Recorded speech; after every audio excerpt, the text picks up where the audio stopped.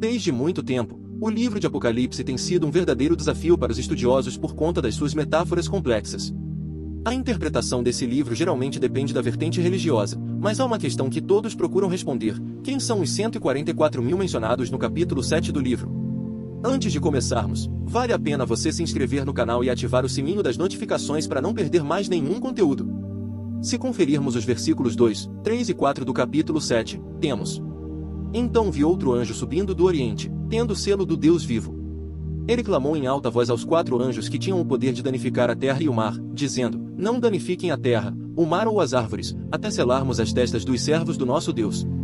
E ouvi o número dos que foram selados, 144.000, de todas as tribos de Israel. Este número exato, 144.000, é bastante intrigante. São 12.000 selados de cada uma das 12 tribos de Israel. Mas quem são essas pessoas? Ao longo dos séculos, estudiosos e teólogos têm se dedicado a decifrar esse conteúdo, desenvolvendo diferentes abordagens para interpretar seus mistérios. Cada uma dessas abordagens oferece uma perspectiva única sobre os eventos descritos nas visões de João. Vamos explorar as 4 principais abordagens interpretativas do Apocalipse: a historicista, a futurista, a preterista e a idealista. A abordagem historicista vê o livro de Apocalipse como uma análise histórica contínua da Igreja, começando nos tempos apostólicos e se estendendo até o presente e o futuro. Segundo essa visão, as profecias do Apocalipse são cumpridas ao longo da história da Igreja. Os eventos, personagens e símbolos apresentados no livro são interpretados como representações de acontecimentos históricos específicos que marcaram a trajetória da fé cristã. Por exemplo, os selos, trombetas e taças descritos no Apocalipse são vistos como eventos ou épocas distintas que ocorreram na história da Igreja. A abordagem historicista sugere que podemos traçar um paralelo entre os períodos de perseguição, reforma e outras fases significativas da história da Igreja e as visões proféticas de João. Dessa forma, o Apocalipse é visto como um panorama da luta contínua da Igreja contra as forças do mal ao longo dos séculos. A abordagem futurista, por outro lado, entende os eventos descritos no Apocalipse como profecias que ainda não foram cumpridas e que se referem ao fim dos tempos. De acordo com essa perspectiva, a maior parte do livro descreve eventos futuros que ocorrerão imediatamente antes da segunda vinda de Cristo. Os futuristas veem o Apocalipse como um guia detalhado dos últimos dias, com descrições precisas dos eventos que antecederão o juízo final.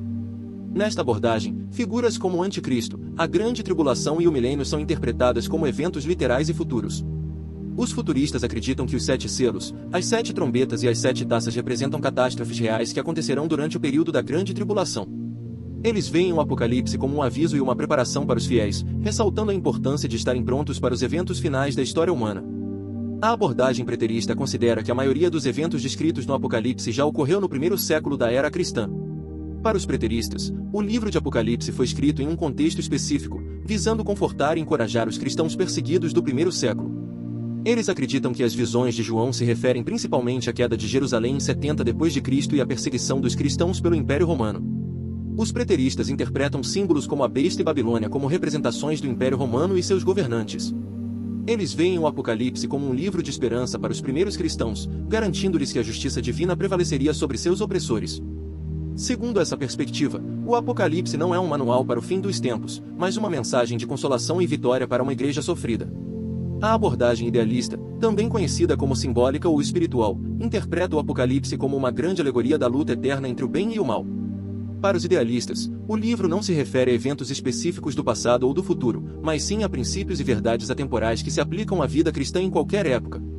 As visões de João são vistas como símbolos que representam a contínua batalha espiritual entre as forças de Deus e as forças de Satanás. Os idealistas veem o Apocalipse como um livro de inspiração e motivação para os cristãos, encorajando-os a permanecerem fiéis em meio às adversidades. Eles interpretam figuras como a besta, o dragão e a Nova Jerusalém de forma simbólica, representando respectivamente o mal, Satanás e o triunfo final do reino de Deus. A abordagem idealista destaca a natureza cíclica da luta espiritual, sugerindo que os temas do Apocalipse são relevantes em todas as épocas da história da Igreja.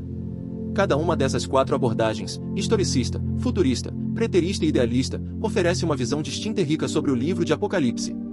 Enquanto os historicistas veem o Apocalipse como um reflexo da jornada histórica da Igreja, os futuristas o interpretam como um guia para os eventos finais da história. Os preteristas encontram seu cumprimento no contexto do primeiro século, enquanto os idealistas veem nele uma alegoria temporal da batalha entre o bem e o mal.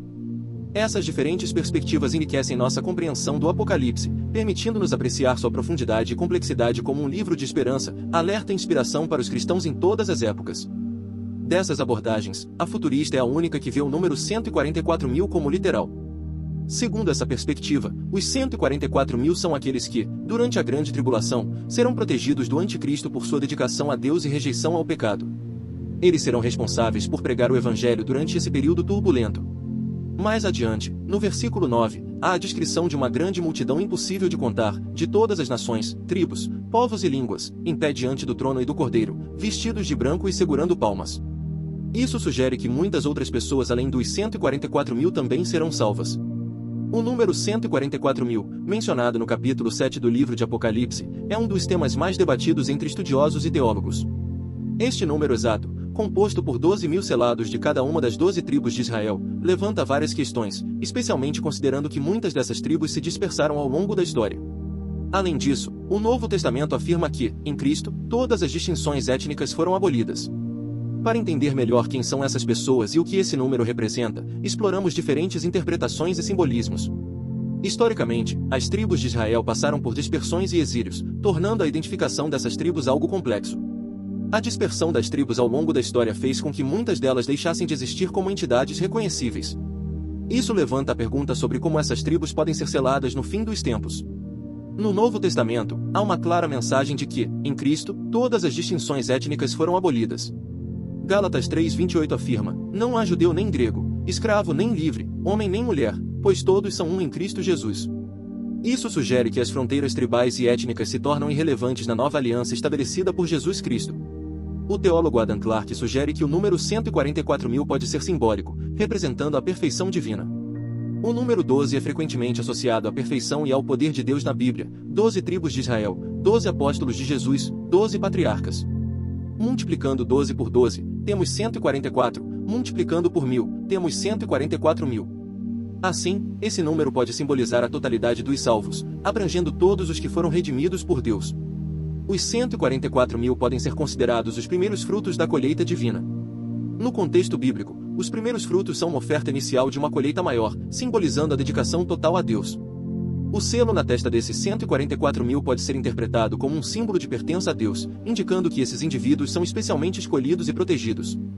No Apocalipse 14:12, lemos: aqui está a perseverança dos santos, dos que obedecem aos mandamentos de Deus e permanecem fiéis a Jesus. Isso destaca a fidelidade e a obediência como características fundamentais desses selados. Eles representam aqueles que, em meio às tribulações, permanecem firmes em sua fé e lealdade a Deus. Alguns grupos religiosos, como as Testemunhas de Jeová, interpretam o número 144.000 de maneira literal, acreditando que ele representa o número total e limite de pessoas que reinarão com Cristo no céu. Eles sustentam que aqueles que não fazem parte desse grupo viverão em um paraíso terrestre. Esta interpretação destaca uma distinção entre os que têm uma chamada celestial e os que herdarão a terra restaurada. O número 144.000 no livro de Apocalipse é um tema rico em simbolismo e significado.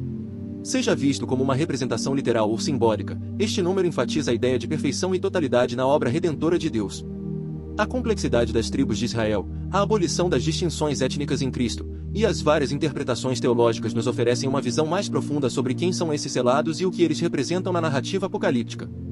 Independentemente da abordagem adotada, a mensagem central permanece: a fidelidade e a pertença a Deus são fundamentais para a salvação e a redenção final. Em Apocalipse 24, lemos sobre o reinado milenar de Cristo: vi tronos em que se assentaram aqueles a quem havia sido dada autoridade para julgar. Vi as almas dos que foram decapitados por causa do testemunho de Jesus e da palavra de Deus. Eles não adoraram a besta nem a sua imagem e não receberam a sua marca na testa ou nas mãos. Eles ressuscitaram e reinaram com Cristo durante 1000 anos. Este período é visto como um tempo de paz e justiça, que precede o estado eterno, a Nova Jerusalém, onde os fiéis viverão com Deus. E é isso, pessoal. Espero que tenham gostado dessa análise sobre os 144.000 selados. Não se esqueça de fortalecer sua relação com Jesus Cristo, pois ele morreu para nos salvar. Se você não sabia disso, inscreva-se no canal e ative o sininho das notificações para não perder mais nenhum conteúdo.